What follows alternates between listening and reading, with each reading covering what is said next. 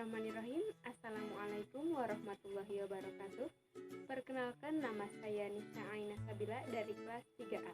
Di sini saya akan sedikit menjelaskan hasil penelitian dari analisis miskonsepsi siswa SMA pada pembelajaran kimia untuk materi larutan penyangga.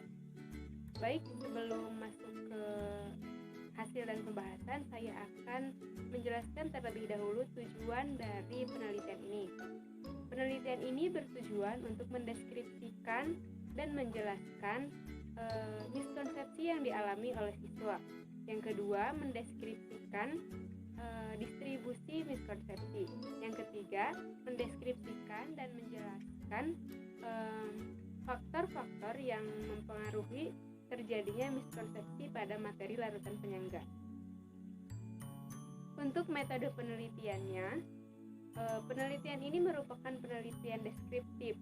Menurut Sujana, penelitian deskriptif bertujuan untuk mendeskripsikan suatu gejala atau peristiwa yang terjadi pada masa sekarang.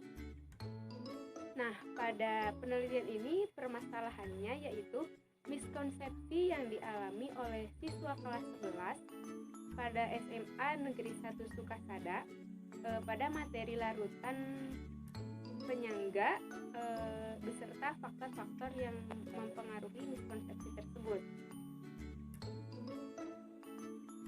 Subjek dari penelitian ini yaitu 2 orang guru mata pelajaran kimia dan 34 orang siswa kelas 11. Untuk objek penelitiannya yaitu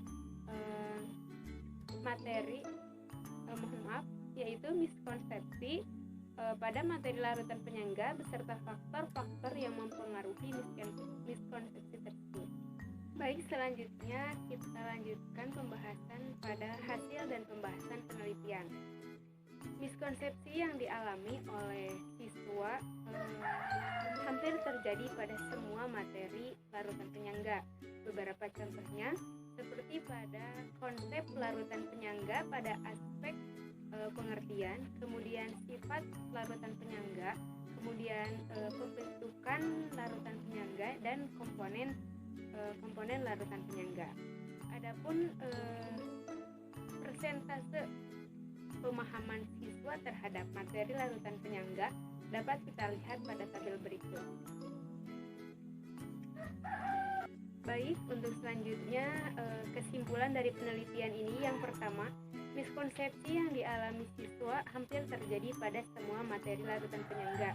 Kemudian yang kedua, distribusi miskonsepsi siswa kelas 11 sekitar 52% terjadi pada konsep larutan penyangga, kemudian sekitar 24% terjadi pada konsep penyangga asam, kemudian sekitar 18% pada konsep penyangga basa, dan sekitar 23% pada perhitungan pH larutan penyangga. Kemudian yang ketiga, faktor-faktor yang menyebabkan terjadinya miskonsepsi. Ada beberapa faktor yang menyebabkan miskonsepsi ini terjadi. Yang pertama, dari internal siswa sendiri.